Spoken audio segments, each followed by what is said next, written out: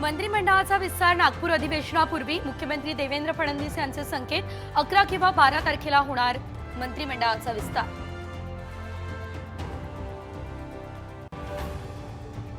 Bharat Ratna doctor Babasaheb Ambedkar यांचा 68वा महापरिनिर्वाण दिन राज्यपालांसह फडणवीस, शिंदे, अजित पवार यांच्याकडूनही अभिवादन।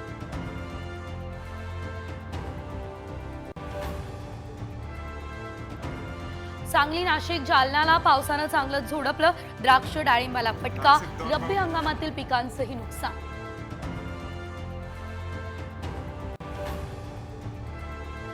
पुण्यात कायदा आणि सुव्यवस्थेचे 3-13 48 तासांमध्ये 5 खुनाच्या घटना, पोलिसांचा धाक उरलाय की नाही हा सवाल।